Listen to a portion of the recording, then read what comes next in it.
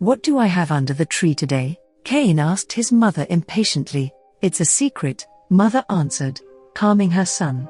"If I tell you, this won't be a surprise." "Well, so what's up, Mom?" the little one pleaded in response. "You'll find out later, sweetheart," kissing the baby on the forehead, the woman reassured him. Mom left, closing the baby's bedroom door behind her. The child was waiting for the parents to come, tie his eyes and bring him under the Christmas tree. It has always been so.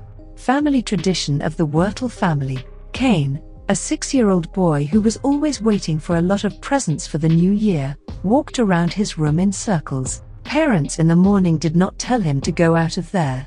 It snowed on New Year's Eve. Cain looked out the window, watching the snowflakes fall in a waltz. The window was decorated with carved, beautiful patterns, as in a winter fairy tale. He sat by the window for an hour. Then he climbed onto the bed and began to make wishes, closing his eyes with small hands.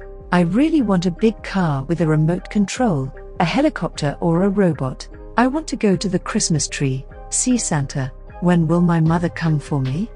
The boy thought with trepidation. There was a knock on the children's bedroom door. Baby Cain, come, we are waiting for you."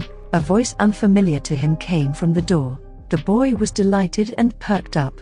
He jumped on the bed, fell, hurt himself, but continued to laugh and have fun. Like a small whirlwind, Cain rushed to the exit and grabbed the door handle.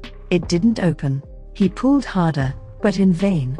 Open up, shouted the frightened little boy. He cried. He crawled over to the bed, sniffing loudly. Cain buried himself in the blanket. Now he was a little scared. There was another knock on the closed room, and distant footsteps were heard in the house. The boy turned to face the door. "Come, a gift is waiting for you." The heavy timbre sounded again. "Cain, hurry up, otherwise you won't get your toys for the new year." "Where is Mom?" Cain cried out in tears. "Mom, Dad, open the door.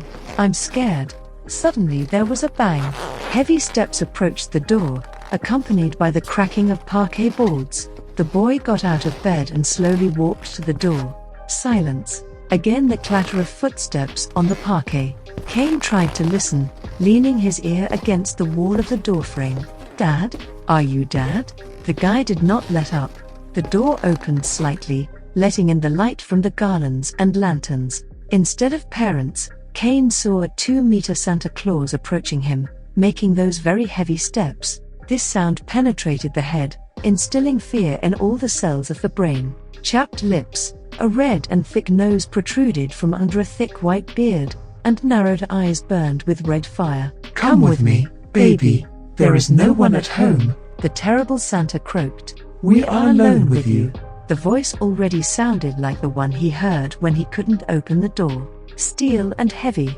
"You exist?" Cain whispered, shaking in place. Santa Claus came close and breathed directly into the top of Cain's head. "Yes, thought adults made me up," the giant hissed. The fearsome giant swiftly grabbed Cain by the sleeve of his night pajamas. The boy squirmed, trying to free himself from the tightly gripped hand. Santa threw the poor man over his broad shoulder. "Not. Help!"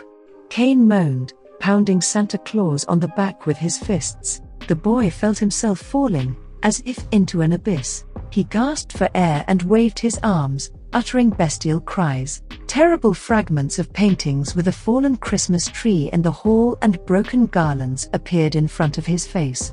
The evil toys from the gift boxes were laughing with terrible grins. The terrible physiognomy of Santa Claus, his bloody beard and the look of red, fiery eyes. Here he is holding Cain's hand. He tries to escape, run away, call Mom and Dad. His head was pounding, as if it were being squeezed in a vice. Tears filled his face with salty moisture. "Son, take off the bandage. Did you have a nightmare again? Calm down, baby. Mom is near." "What was it?" "You fell asleep when we arrived," Mom replied. Cain removed the bandage from his face and frantically looked around the room. Convinced that no one was threatening him, he breathed a sigh of relief. In the middle of the room was a Christmas tree hung with confetti, lanterns and toys. Red-bound boxes lay everywhere. A huge blue star was attached to the crown of the Christmas tree.